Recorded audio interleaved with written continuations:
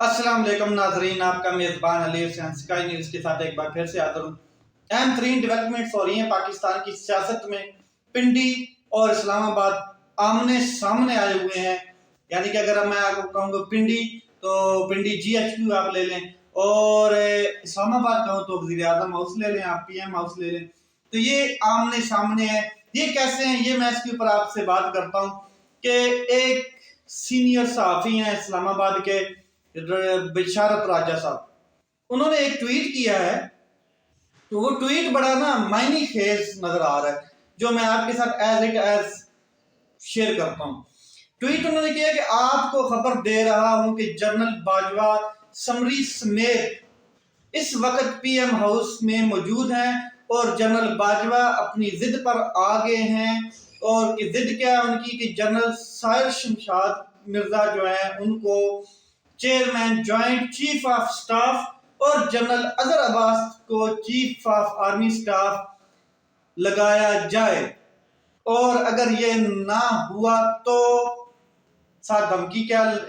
لکھی گئی کہ یہ اگر نہ ہوا تو میں 6 ماہ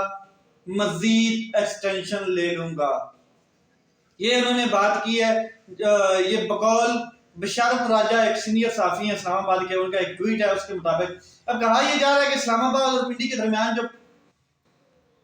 تلخیاں ہیں، جو اختلاف ہے، وہ بڑھتا جا رہا ہے، جو اتفاق رائے نہیں ہو پا رہا کسی ایک سیٹ اپ پہ، کیونکہ آرمی چیف کی تقرری میں صرف اور صرف 9 دن رہ گئے یا 10 دن رہ گئے، تو وہ اتفاق رائے نہیں ہو پا رہا ہے۔ اسلام آباد ایک نام بار بار اصرار کر رہا ہے، اسلام آباد میں نے آپ کو بتایا اسلام آباد کیا ہے، پی ایم ہاؤس، اور پنڈی جی ایچ کیو۔ تو اسلام آباد کی جانب سے ایک نام پر بار بار اصرار کیا جا رہا ہے کہ اس نام کو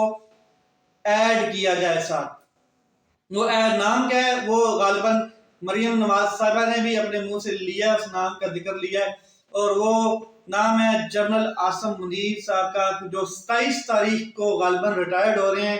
اس کے علاوہ جو سینیٹری لسٹ میں 5-6 لوگ ہیں، ان میں ان کا نام اس ٹاپ پریورٹی پہ نہیں آتا ہے، بلکہ وہ 6ویں 7ویں بنتے ہیں جا کے سینیٹری لسٹ کے حساب سے، جو جی ایچ کیو کی جانب سے سینیٹری لسٹ ہے، تو اس کا میں آپ کے ساتھ ذکر کر رہا ہوں۔ اب میں ذرا آپ کو بتا دوں کہ اس وقت جو سینئر جنرل ہیں یا سینیٹری لسٹ ہے، اس کا تھوڑا سا آپ کے ساتھ ذکر کر لیتا ہوں۔ جب سب سے موسٹ ترین سینئر اس ٹائم جو ہیں وہ ساحر شمشاد مرزا صاحب ہیں، جو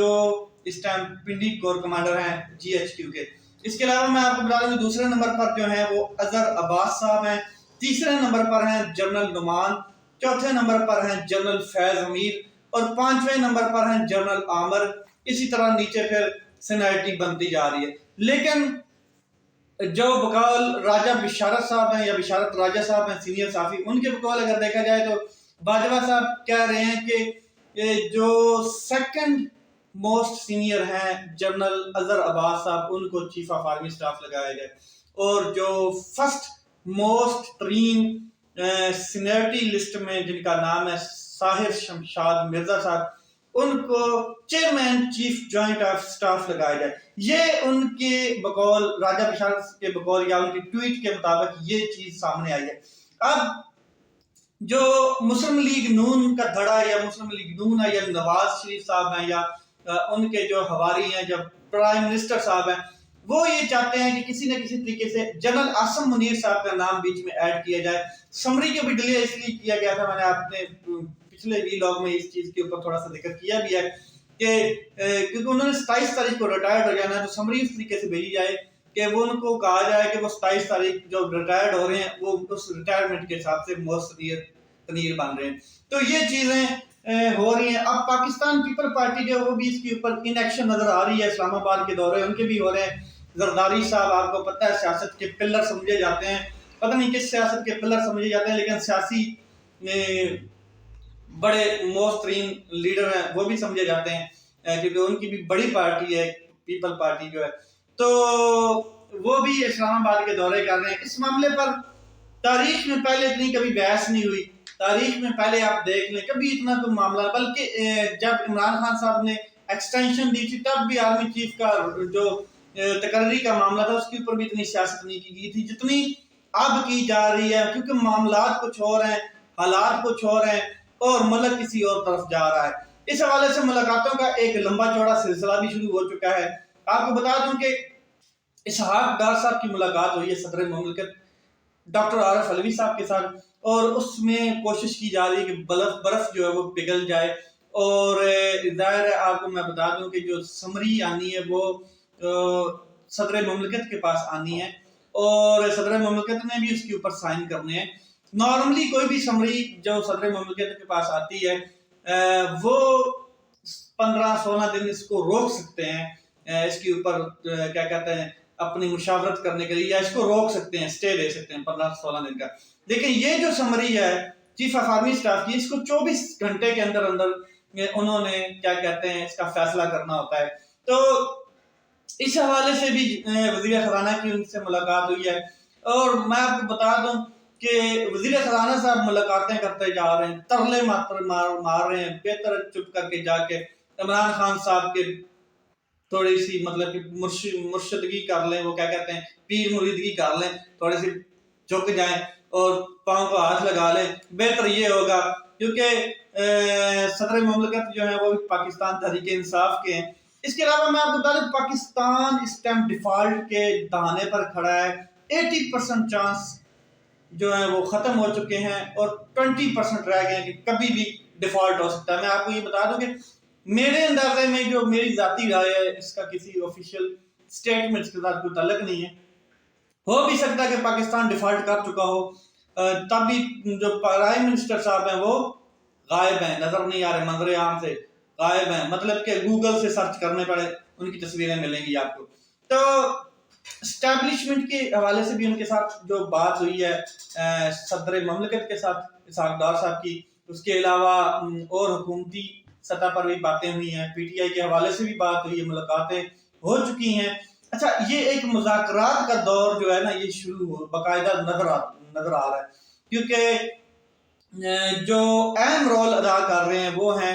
president of Pakistan doctor Arif Alvi صاحب۔ وہ پہلے بھی چاہتے تھے کہ جتنے بھی معاملات تلخی تک نہ پہنچے بلکہ میل جل کا ٹیبل ٹاک پر حل کیے جائیں، اور اب بھی وہ یہ کوششیں کر رہے ہیں کسی طریقے سے معاملات بہتری کی طرف جائیں، ملک کے بارے میں سوچا جائے، نہ کہ اپنی ضد اور انا کے بارے میں سوچا جائے، یا جن کے آقاؤں کے حکم پر یہ لوگ آئے ہیں وہ اپنے آقاؤں کے حکم ہی مانتے رہے۔ ٹھیک ہو گیا۔ تو نواز شریف صاحب کے بڑے قریبی ہیں، سمدھی بھی ہیں ان کے وہ اسحاق ڈار صاحب، تو آتے ہی انہوں نے بڑی لمبی لمبی چھلانگیں لگائی تھی، ڈالر گر گیا، ڈالر غائب ہو گیا، ڈالر ایسے ہو جائے گا، ڈالر تو اب ملک میں مل ہی نہیں رہا ہے، ڈیفالٹ کے کنارے پر پہنچا پڑا ہے ملک۔ تو ان کو معیشت ٹھیک کرنے کی بجائے وہ جن کاموں میں لگے ہوئے ہیں وہ آپ دیکھ لیں کن کاموں میں لگے ہوئے ہیں، جس میں بہت ساری باتیں اور بھی آپ اس ملاقات میں کی گئی ہیں جو مستقبل کا لائحہ عمل ہے، الیکشن کے حوالے سے، چیف الیکشن کمیشن کے حوالے سے، اس کے علاوہ آرمی چیف کی تقرری کے حوالے سے بھی بات کی گئی ہے، جس کے بعد اسحاق ڈار صاحب پھر پرائم منسٹر صاحب سے ملے ہیں، جا کے ان سے بھی بات کی ہے، اور باقی جو اپنے اتحادی حلقے ہیں جو موسٹ سینئر ان سے بھی انہوں نے بات کی ہے۔ تو پھر سرکاری طور پر یعنی کہ آفیشلی اس کا کوئی ذکر نہیں کیا گیا ہے، مگر ہو نہیں سکتا کہ اتنی بڑی ملاقات دونوں جانب سے ہوئی ہو اور اس کا ذکر کہیں آگے پیچھے نہ کیا گیا ہو، ایسا نہیں ہو سکتا۔ فواد چودھری صاحب کا ایک ٹویٹ آیا، وہ میں آپ کے ساتھ شیئر کر دیتا ہوں کہ صدر مملکت جو ہے اپنی آئینی حدود میں رہتے ہوئے، آئینی ذمہ داری پوری کرتے ہوئے آرمی چیف کی جو تقرری ہے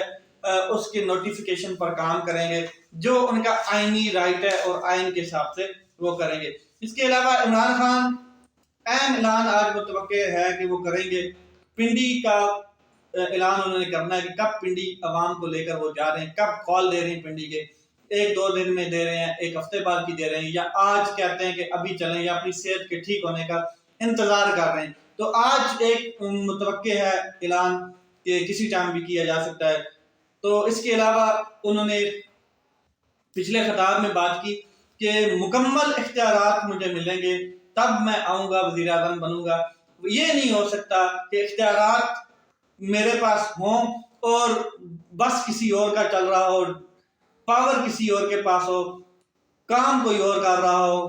فیصلے کوئی اور کہیں اور سے کیے جا رہے ہیں، ایسا نہیں ہوگا۔ مکمل اختیارات ملیں گے پاکستان کی بہتری کے لیے آگے بھی کام کیا، دوبارہ کروں گا. اور آپ نے دیکھا بھی ہے کہ پاکستان 4% پہ تھا جب پاکستان تحریک انصاف حکومت کر رہی تھی ڈیفالٹ پہ. اب آپ دیکھ لیں 80% کے قریب پہنچ گیا. تو یہ چیزیں پاکستان کی سیاست میں ہو رہی ہیں، دیکھیں کہاں تک جاتی ہیں.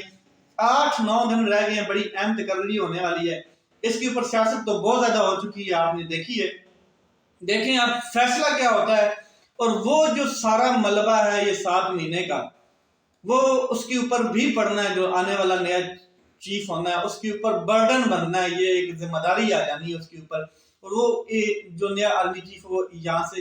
کیسے نکلنے میں کامیاب ہوتا ہے اور ملک کو ڈیفالٹ کی طرف جانے سے کیسے بچاتا ہے. ٹھیک ہے، یہ چیزیں اس کے لیے بھی بڑی اہم ہونی ہیں. اپنا خیال رکھیں، اپنے بھائی کے چینل کا خیال رکھیں. پاکستان زندہ باد.